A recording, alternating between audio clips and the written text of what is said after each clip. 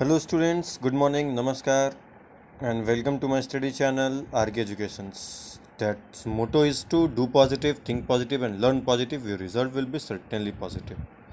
Today I am going to start chemistry part of NCERT Science of class 10. One more thing dear students, remember that you can also get these videos on the official website of Luminous Mentors Academy. That is one of the leading school in Harierganj locality. And one more thing that I would like to request all of you, that neither you step outside or need let any other around you to go out. आप से एक विनती है कि please बच्चा party ना आप घर से बाहर निकलें, ना ही किसी और को बाहर निकलने दें. अपने आसपास के लोगों का ख्याल रखें और अपने एक जिम्मेवार नागरिक होने का परिचय दें. So that is the hashtag stay home stay safe. घर में रहें, सुरक्षित रहें. अब बिना समय गंवाए हम लोग चैप्टर की तरफ बढ़ते हैं. आज का हमारा चैप्टर है केमिस्ट्री का पार्ट 1. डैट इज़ पार्ट 1 और chapter 1 chemical reaction and equation. Chemical reaction and equation. तो केमिकल रिएक्शन एंड इक्वेशन, ध्यान रखेंगे एक चीज़ और कि ये जो चैप्टर है हमारा वो NCERT है. NCERT क्लास 10th के बच्चों के लिए. तो हमारा फर्स्ट चैप्टर है केमिकल रिएक्शन एंड इक्वेशन. बस इस चैप्टर को स्टार्ट करने के पहले हमारे पास दो पॉइंट्स है जानने के लिए जो इस चैप्टर में काफ़ी काम आएंगे. एक है फिजिकल और केमिकल चेंजेस, क्योंकि हम लोगों ने क्लास 5, 6, 7 में काफ़ी इन सबों के बारे में पढ़ा है कि इसको फिजिकल चेंज कहते हैं, इसको केमिकल चेंज कहते हैं. तो बच्चा पार्टी पहले आप ये हमको बताओ कि फिजिकल चेंज किसे कहते हैं, उसके बाद हम लोग आगे फिर मैं बताऊंगा कि किसे कहते हैं किसे नहीं कहते हैं. सोचो सोचो सोचो सोचो सोचो सोचो. हाँ, जो सोच रहे हो अपने अपने सोच को जरा अब हमारे आंसर से मिलाना, उसके बाद बोलना कि आप सही सोच रहे हो या गलत सोच रहे हो. तो हम लोगों ने पढ़ा था कि फिजिकल चेंज उसे कहते हैं जो जनरली इरिवर्सिबल होता है, क्योंकि जूनियर क्लासेस में हम लोगों को इससे ज़्यादा नहीं बताया जाता कि एक ऐसा चेंज जो जनरली इरिवर्सिबल हो उसको हम लोग कहते हैं फिजिकल, और जो रिवर्सिबल हो उसको कहते हैं केमिकल. ऐसा ही है ना? नहीं? वेरी गुड, सही पकड़ा, वेरी गुड. तो हमें सिखाया गया था कि वैसा चेंज जो इरिवर्सिबल होता है वो केमिकल है और जो रिवर्सिबल होता है वो फिजिकल है. जी हाँ, सही सुना आपने. जो रिवर्सिबल होता है, जो रिवर्सिबल है उसको हम लोग कहते थे फिजिकल, और जो इरिवर्सिबल है उसको हम लोग कहते थे केमिकल. बस इतने ही के बेसिस पे हम लोगों ने पहले इन चेंजेस को पढ़ा हुआ है. तो अब हम लोग सोच के देखेंगे कि क्या ये एग्जाम्पल सही है, काम आएंगे, सभी मानकों पे खरे उतरेंगे या नहीं उतरेंगे. तो चलिए हम लोग देखते हैं कुछ एग्जाम्पल्स लेकर के. अगर हम एग्जाम्पल्स दें आपको कि एक पेपर को हम लोग फाड़ दें तो कि कौन सा चेंज होगा, बताओ. जी हाँ, फिजिकल चेंज, सही बोल रहे हो, फिजिकल चेंज होगा. लेकिन लेकिन लेकिन लेकिन लेकिन लेकिन लेकिन अगर वो पेपर को मैं 2 टुकड़ों में फाड़ूँ तो फिजिकल चेंज. चलिए बढ़िया है. 4, फिर भी फिजिकल चेंज. अच्छा, अब सपोज कर लो कि मैंने एक पेपर लिया और उसको 2 नहीं, 4 नहीं, 8 नहीं, बल्कि आंखें बंद करी और उसको इतने सारे टुकड़ों में डिवाइड कर दिया. ये रहे ऐसे. इसका मतलब अब इसमें हम काउंट करेंगे तो 1, 2, 3, 4, 5, 6, 7, 8, 9, 10. अरे भूल जाओगे इसमें कितने टुकड़े हुए. अब मैं तुमसे ये कहता हूँ कि ठीक है, जिस बेसिस पे आप कहते हो कि ये फिजिकल चेंज था पेपर को फाड़ना, क्योंकि इसको हम वापस बना लेते हैं, क्या अब आप इस पेपर को वापस से वैसा ही पेपर बना पाओगे? इसलिए जी नहीं. तो इसका मतलब ये केमिकल चेंज हो जाना चाहिए. बिल्कुल नहीं. तो हो गया ना कन्फ्यूज़न. चलिए अब हम लोग इन सारे कन्फ्यूजन से बचते हैं और आते हैं अपने करंट टॉपिक पे, फिजिकल और केमिकल चेंजेस. चलिए सारा डेफिनेशंस हैं हमारे पास, हम लोग इसको अब देखते हैं. तो फिजिकल चेंज का डेफिनेशन कहता है कि physical changes are those changes Physical changes are those changes where there is no change in the mass of the substance. and even the internal properties of the molecules remains same. ये कहता है कि physical change उस प्रकार के changes होते हैं जहां पे सबस्टांस के मास में कोई चेंज नहीं आता. जी हाँ, सबस्टांस के मास में कोई चेंज नहीं आता और ना ही मॉलिक्यूल के इंटरनल प्रॉपर्टीज में कोई परिवर्तन होता है. अगर एग्जांपल्स की बात करूं तो सपोज हमारे पास है एक बर्फ, एक आइस है. इस आइस को हम क्या करते हैं कि पिघलने देते हैं, लेट इट मेल्ट. अगर ये पिघल जाएगा तो जाहिर सा बात है कि वाटर बन जाएगा. तो अब देखना यहाँ पे ये है कि आइस और वाटर इन दोनों के स्टेट्स तो अलग अलग है. एक की वॉल्यूम फिक्स्ड है, एक की दोनों की वॉल्यूम फिक्स्ड है एक्चुअली. एक का शेप फिक्स्ड है, एक का शेप फिक्स नहीं है. तो क्या ये फिजिकल चेंज नहीं है? क्या इसकी इंटरनल प्रॉपर्टीज बदल गई? सही पकड़े जी नहीं. ना तो इसका मास बदला है और ना ही इसके फिजिकल प्रॉपर्टीज में कोई चेंजेस, केमिकल प्रॉपर्टीज में कोई चेंजेस आया है. तो इसका मतलब है कि ये अभी भी आइस जो ऑक्सीजन और हाइड्रोजन से मिलकर बन रहा था वो पिघलने के बाद भी उसी कंस्टिट्यूएंट का बना हुआ है.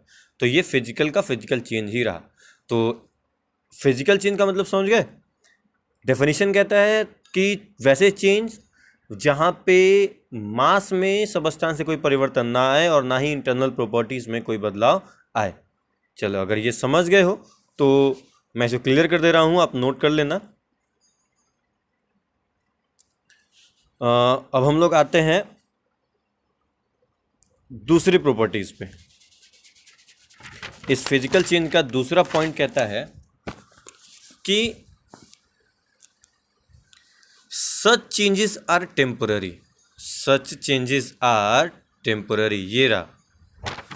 मतलब जाहिर सी बात है कि टेम्पररी का मतलब सबको पता है. टेम्पररी का मतलब बस फॉर सम टाइम, मतलब वैसे चेंजेस जो कुछ समय के लिए रहते हैं. तो बात सही है, कोई ये चेंजेस जो कुछ समय के लिए रहते हैं उनको फिजिकल चेंजेस कहते हैं. बाद में वो अपने पहले वाले स्टेट में ही आ जाते हैं. तीसरा पॉइंट कहता है कि दी चेंजेस इन्वॉल्व्स द ट्रांसफॉर्मेशन. इस वर्ड पे ध्यान देना है, ट्रांसफॉर्मेशन. ट्रांसफॉर्मेशन का मतलब होता है परिवर्तन. In the different phases of matter from solid to liquid, liquid to gas, solid to gas, gas to liquid, etcetera etcetera and etcetera. तो ये है क्या, मतलब इसको नीचे समझते हैं. एक मिनट मैं इसको इरेज कर लूँ. ये हो गया. जी हाँ, तो चलिए आते हैं यहाँ पे.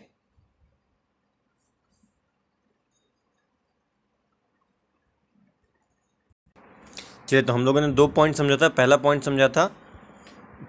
समझा था कि वैसे चेंजेस फिजिकल चेंजेस कहलाते हैं जिनमें चेंज होने के बाद, परिवर्तन होने के बाद, बदलाव होने के बाद सबस्टांस के मास में कोई अंतर नहीं आता और ना ही उनके मॉलिक्यूल के इंटरनल प्रॉपर्टीज़ में कोई परिवर्तन होता है.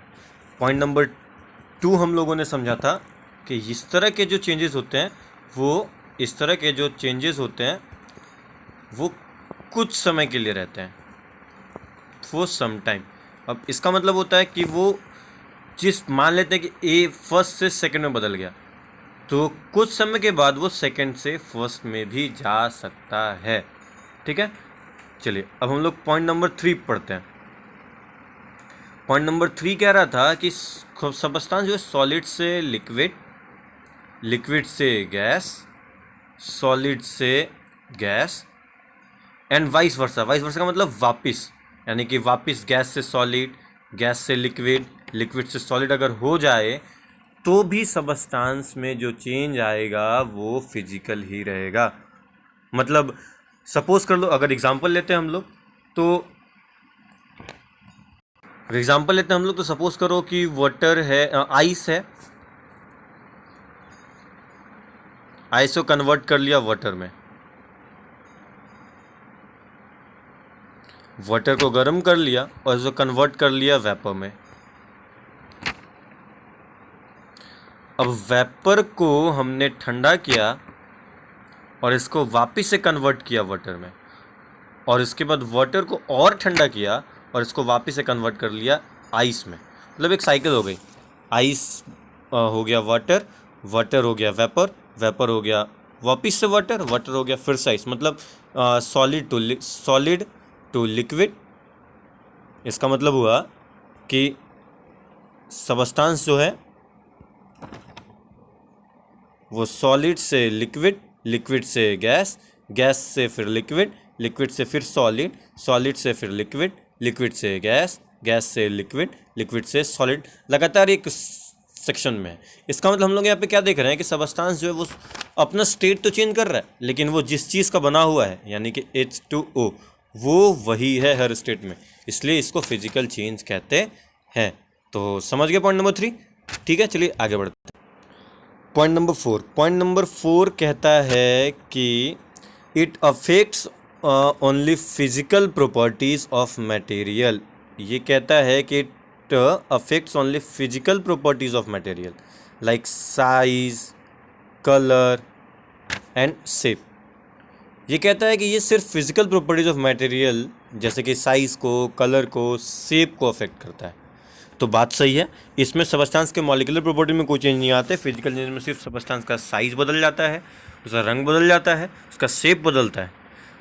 समझ गए? चलिए पॉइंट नंबर 5, पॉइंट नंबर 5 कहता है, पॉइंट नंबर 5 कहता है कि इसमें no new substances are formed. इसमें किसी भी प्रकार के न्यू सबस्टांस का फॉर्मेशन नहीं होता है। अब ये न्यू सबस्टांस किस सेंस में? तो न्यू सबस्टांस कहने का मतलब हुआ कि वाटर को गर्म करके अगर हम लोग वेपर में कन्वर्ट करेंगे तो वो H2O का H2O ही रह जाएगा। मतलब ऐसा कोई भी सबस्टांस नहीं, मतलब इसकी प्रॉपर्टीज़ बिल्कुल डिफरेंट टाइप की हो, एकदम से अलग प्रकार की। यानी वेपर का सारा प्रॉपर्टीज़ होगा वो वाटर से मैच करेगा। न्यू प्रॉपर्टीज़ कहने का मतलब ये था कि बिल्कुल नई प्रॉपर्टीज़ वाले सबस्टांस बनने चाहिए थे, लेकिन यहाँ पे ऐसा कुछ भी नहीं हो रहा। तो कहेंगे हम लोग कि no new substance are form. तो ये पहचान है किसका? फिजिकल प्रॉपर्टीज़ का।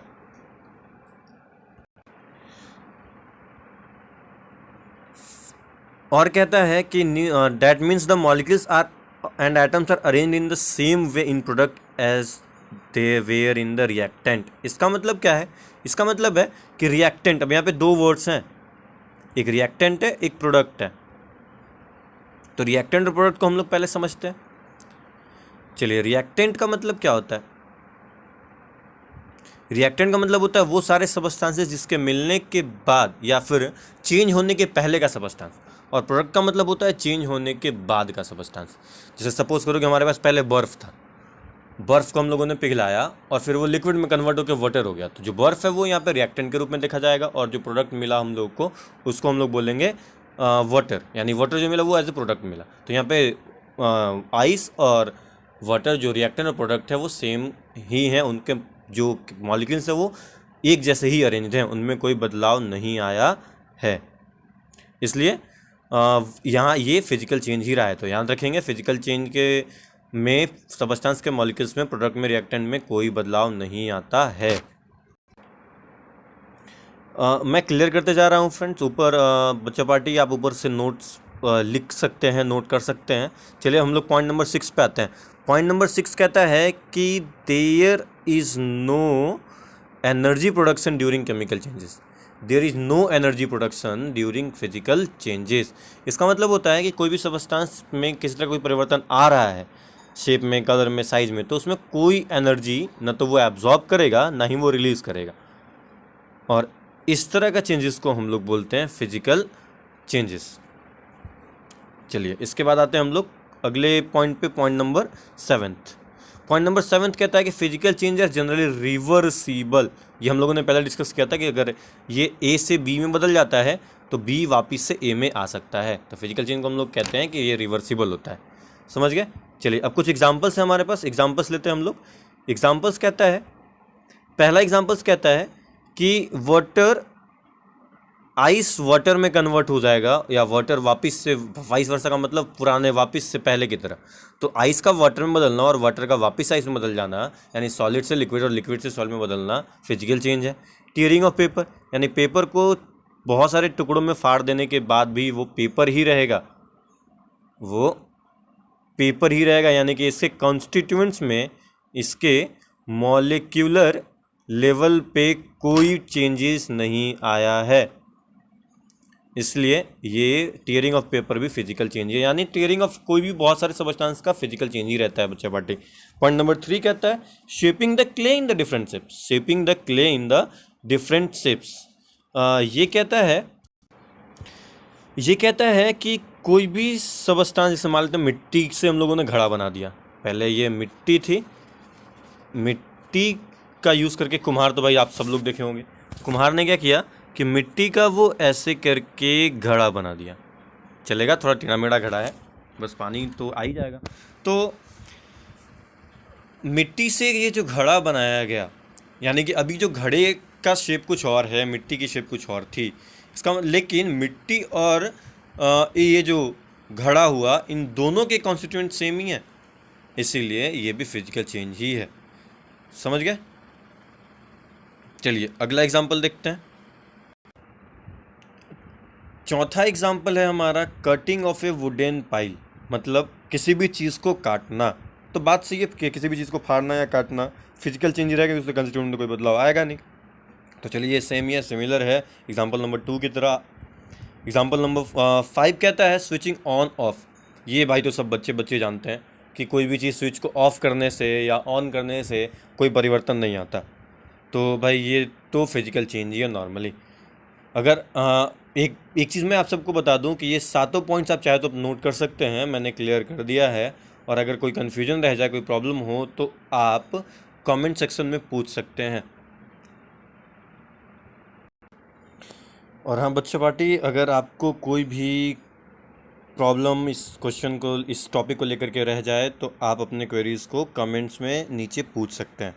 चलिए अब आगे हम लोग आते हैं अपने नेक्स्ट टॉपिक पे, जो है हमारा केमिकल चेंज। जी हाँ, केमिकल चेंज, वो तो थी फिजिकल चेंजेस की बातें, अब आते हैं हम लोग केमिकल चेंज के बारे में।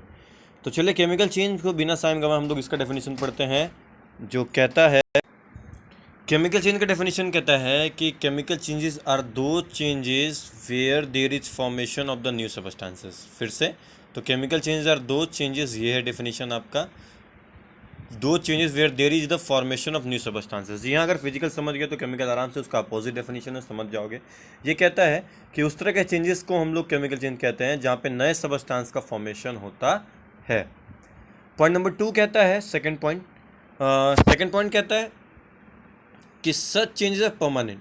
ये है आपका second point, such changes are permanent, मतलब इस तरह के चेंज एक बार हो जाए तो इस तरह के चेंजेस के लौटने की कोई उम्मीद नहीं है। सेकंड पॉइंट कहता है कि these are permanent.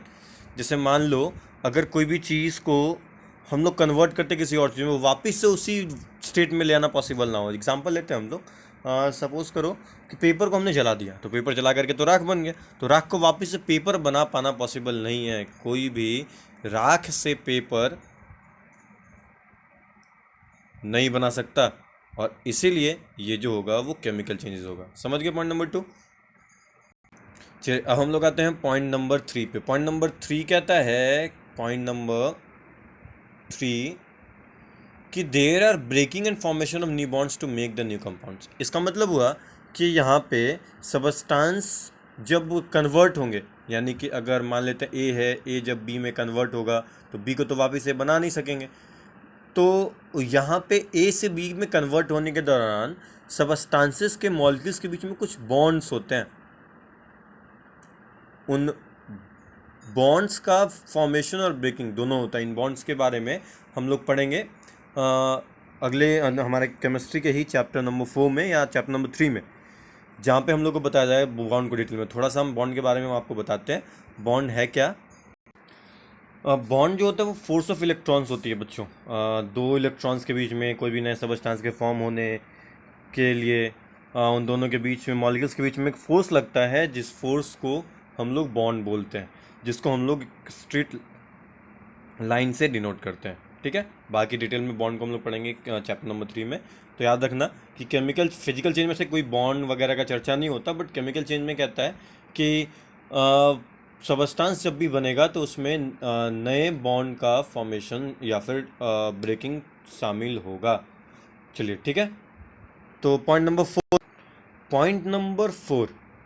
Number four कहता है कि it affects physical as well as chemical properties of the metal. तो बात सही है, केमिकल चेंज में सबस्टांस के फिजिकल प्रॉपर्टीज भी बदलती हैं और साथ ही साथ केमिकल प्रॉपर्टीज भी बदलती है। अगर कोई कहता है कि कलर में बदलाव आएगा तो फिजिकल चेंज था, तो केमिकल चेंज कैसे हो रहा है? तो भाई याद रखना, जरूरी नहीं है कि अगर कलर में चेंज आए तो उसमें सिर्फ फिजिकल चेंज ही हुआ हो सकता है उसमें केमिकल चेंज भी हो, बट ऐसा नहीं होगा कि कलर चेंज हो गया तो फिजिकल चेंज पहले होगा और बाद में केमिकल चेंज होगा। अगर इस तरह का केस होगा तो पहले केमिकल चेंज होगा और उसके बाद फिजिकल चेंज भी कहा जा सकेगा। जैसे कि सपोज कर लो कि अगर हमारे पास एक सबस्टांस है जिसका नाम है CuSO4 कॉपर सल्फेट। ये ब्लू कलर का एक क्रिस्टलाइन सॉलिड सबस्टांस होता है जिसका कलर ब्लू होता है। अगर आप इसको पानी में घोल दो और उसके बाद उसमें आयरन नेल डालो तो इसका कलर ब्लू से ग्रीन हो जाएगा, जो वापस से ब्लू कर पाना पॉसिबल नहीं है। एक मिनट, अरे बच्चों यहाँ पे देखो, अच्छा गड़बड़ी, वेरी गुड, इंटेलिजेंट। तो ये जो होगा ब्लू से ग्रीन हो जाएगा, लेकिन वापस से जब आप चाहो कि इसको ग्रीन से ब्लू कर ले तो ये पॉसिबल नहीं है। तो इसका मतलब यहाँ पे कलर में भी चेंज आया और सबस्टांस में भी चेंज आया, जिसमें एकदम नई प्रॉपर्टीज वाले सबस्टांस बने। तो ये फिजिकल चेंज भी और साथ ही साथ सबस्टांस की केमिकल चेंज भी है। यहाँ पे फिजिकल प्रॉपर्टीज में भी बदलाव आया है। ठीक है, चलिए पॉइंट नंबर 5 पढ़ते हैं। पॉइंट नंबर 5 कहता है कि chemical change always produce new substance, the atoms and the molecules. Point number 5 क्या कहता है कि the atoms and the molecules rearrange themselves and form a new compound. यानी केमिकल चेंज जो हमेशा होता है वो नए सबस्टांस का फॉर्मेशन करता है। माने रिएक्टेंट से जब प्रोडक्ट बनेगा तो वो बिल्कुल ही डिफरेंट प्रॉपर्टीज वाला बनेगा। जैसे सपोज कर लो H2 है, साथ में O2 है, ये जब कंबाइन होगा तो H2O में कन्वर्ट हो जाएगा। आप ध्यान रखेंगे, H2 गैस होती है, O2 यानी ऑक्सीजन गैस होती है, लेकिन H2O लिक्विड यानी वाटर है। तो कह सकते हैं कि यहाँ पे बिल्कुल ही डिफरेंट प्रॉपर्टीज़ के सबस्टांस का फॉर्मेशन हुआ है और ये केमिकल चेंज का पहचान है। ठीक है, समझ गए पॉइंट नंबर 5। चलिए ठीक है, आगे आते हैं। पॉइंट नंबर 6 कहता है कि the energy is always required और produced in the form of light, heat और साउंड। तो मान लो ये कहता है कि जब भी कोई नए सबस्टांस का फॉर्मेशन होगा, सबस्टांस में जब चेंज आएगा तो वहाँ पे जो एनर्जी होगी वो तो लाइट के रूप में या फिर हीट के फॉर्म में या फिर साउंड के फॉर्म में कंज्यूम होगी। जैसे एग्जांपल लेते हैं, जैसे सपोज कर लेते हैं कि हमारे पास सिल्वर क्लोराइड नाम का एक सबस्टांस है AgCl2। अगर इसको हम धूप में रख दें तो सिल्वर अलग और क्लोरीन अलग हो जाएगी। यानी यहाँ पे सन के वजह से जो AgCl2 था वो ब्रेक हो गया, Ag अलग निकल गया और Cl2 गैस जो हो गई वो अलग निकल गई। यानी ये केमिकल चेंज भी है और यहाँ पे लाइट के फॉर्म में ये चेंज आ गया। दूसरी ओर अगर हम बात करें तो हीट का फॉर्म कहने का मतलब, जैसे आप सबके घर पे खाना तो बनता होगा, अगर खाना बनेगा तो राइस जो है, राइस को पानी में डालने के बाद जब इसको हम लोग गर्म करते हैं, ये ध्यान रखना डेल्टा ट्रायंगुलर सिंबल है हीट का। तो अगर हम लोग गर्म करेंगे तो जो कुकड राइस होता है, कुकड राइस की प्रॉपर्टी रॉ राइस से, कच्चे चावल से बिल्कुल डिफरेंट होती है। यहाँ पे भी एनर्जी सबस्टांस में चेंज आया और वो हीट की वजह से आया। और ऐसा ही एनर्जी अगर साउंड के फॉर्म में भी एब्जॉर्ब हो तो इस तरह का चेंज को हम लोग केमिकल चेंज कहते हैं। समझ गए बच्चों? चलिए अगला है पॉइंट नंबर 7। ध्यान रखो, मैं सारे क्लियर करते आता हूँ ऊपर से, जो वीडियोस पे जो लाइन्स पे मैं लिखता हूँ, क्योंकि आपको नोट्स बनाने में कोई प्रॉब्लम ना हो। Point number 7, chemical change are irreversible. ये तो काफ़ी इजी पॉइंट है, मतलब इसको हम वापस से लौटा सकते हैं। अगर A से B बना तो B से A बन जाएगा, ऐसा कर पाना पॉसिबल है। अरे गड़बड़, अरे सही पकड़े हो, यानी यहाँ पे पॉसिबल नहीं है, वो तो फिजिकल में थी ना। यानी कि यहाँ से A से B में अगर जाएगा तो B से A में आना पॉसिबल नहीं है, बट ऐसा हमेशा नहीं होता। देखो यहाँ पे क्या लिखा है, और समटाइम्स रिवर्सिबल ऑल्सो, यानी कभी कभी रिवर्सिबल भी होता है। तो हम कह सकते हैं कि मोस्टली जो केमिकल रिएक्शंस होते हैं वो केमिकल चेंजेस होते हैं। मोस्टली जो केमिकल चेंजेस होते हैं वो इरिवर्सिबल होते हैं, बट कुछ कुछ जो होते हैं वो रिवर्सिबल भी होते हैं।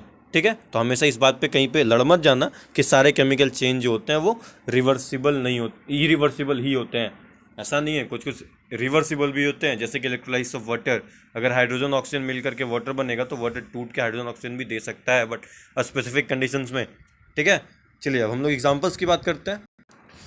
एग्जाम्पल्स पहला कहता है डाइजेशन ऑफ फूड, मतलब भोजन का पचना। बात तो सही है, भोजन पचने के बाद वैसा बिल्कुल नहीं होता जैसा हम लोग खाते हो, तो ये केमिकल चेंज है। वैसे भी अगर हम थोड़ा सा एग्जांपल लें तो डाइजेशन के वक्त क्या होता है कि हमारा जो फूड का प्रोटीन वाला हिस्सा है, प्रोटीन तो खाते हो ना सब, नहीं खाते तो खाया करो, डाल दे करके नाक नाक मत से उड़ा लेना, बहुत का फ़ायदेमंद है, ज़रूरी है आपके शरीर के लिए।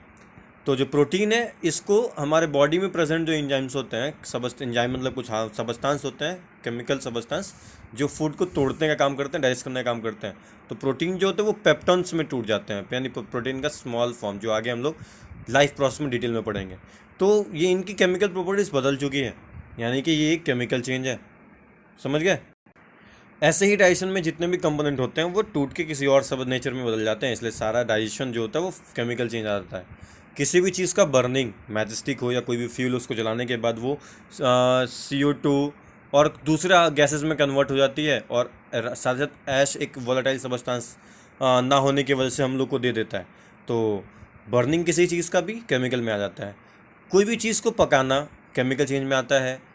एजेइंग का जो प्रोसेस है वो भी केमिकल चेंज, यानी कि आप पहले आप छोटे बच्चे थे, फिर अब आप बड़े हो गए, फिर आप मैच्योर हो गए, फिर दादा बनोगे, फिर परलोक सिधार जाओगे। तो ये प्रोसेस भी गेटिंग ओल्ड होना, मतलब बूढ़ा होना भी केमिकल चेंज है भाई। ऐसा पॉसिबल नहीं है कि वापस हम लौट जाएं पुराने स्टेज में। और जाहिर सी बात है हमारा बॉडी हार्मोनल इन्फ्लुएंस की वजह से पूरा बदल चुका होता है। तो भाई ये भी केमिकल चेंज है भाई। सब सोच रहे हो काश फिजिकल चेंज होता, ये कितना अच्छा होता, वापस से बच्चे बन जाते। और बात तो सही है, बच्चे बनने का मन सबको करता है। चलिए, अब जो होता है अपनी जगह पे है, फिलहाल वर्तमान सुधारते हैं क्योंकि भविष्य सुधारना है। तो चलिए, पॉइंट नंबर 5 कहता है curdling of milk, formation of curd, यानी दूध से दही का बनना। जो मिल्क है वो मिल्क से कर्ड में कन्वर्ट हो जाने के बाद कर्ड और मिल्क बदल चुके, यानी ये केमिकल चेंज है। वापस आप कर्ड में से मिल्क नहीं बना सकते, और ना ही मिल्क और कर्ड की प्रॉपर्टीज एक जैसी होती हैं, इसलिए केमिकल चेंज है। चलिए, यहाँ पे केमिकल चेंज का लास्ट पॉइंट खत्म हुआ हमारा। तो आपने फिजिकल और केमिकल चेंजेस के सारे पॉइंट्स देखे। अगर आपको फिजिकल और केमिकल चेंज के सारे पॉइंट्स को नोट करना हो तो आप वीडियोस पॉज करके नोट कर सकते हैं। ये मैं क्लियर कर देता हूँ जो भी रायता मैंने फैलाया है। और उसके बाद अगर अभी भी इन दोनों चेंजेस में अगर कोई पॉइंट्स आपको समझ में ना आया हो, कोई क्वेरीज रह गई हो, कोई प्रॉब्लम रह गया हो, तो आप अपने सारे के सारे क्वेश्चंस आप नीचे कमेंट्स में पूछ सकते हैं। You are free to ask your doubt. Okay, आप कमेंट में ज़रूर पूछें अपने प्रॉब्लम्स। समझ गए? चलिए, अगर आपको हमारा वीडियो पसंद आया हो तो then never forget to like, share and subscribe. And if you have any questions, problems or queries regarding the topic or video, then please ask or suggest your queries. भाई, आपके सजेशंस का इंतज़ार रहेगा, comment में ज़रूर suggest करें।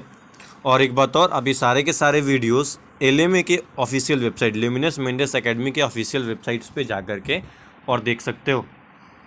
यही नहीं, उस वेबसाइट पे आप दूसरे अदर सब्जेक्ट्स के भी वीडियोस देख पाओगे। LMA ल्यूमिनस मेंडेस एकेडमी जो एक काफ़ी प्रोमिनेंट स्कूल है हरीरगंज पलामू के क्षेत्र में।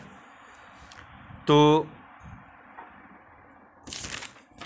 मिलते हैं फर्स्ट चैप्टर के अगले पार्ट में, जहां हम पढ़ेंगे, जहां हम कंटिन्यू करेंगे इस NCERT क्लास 10 चैप्टर फर्स्ट को ही।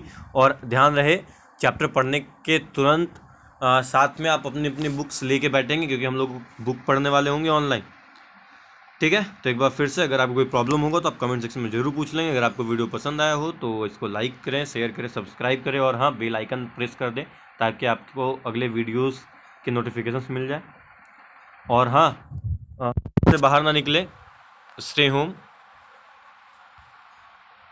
घर में रहें, सुरक्षित रहें, आसपास के लोगों का ख्याल रखें, अपना ख्याल रखें। Goodbye. आते रहो, पढ़ते रहो, सीखते रहो, may God bless you. Thank you very much.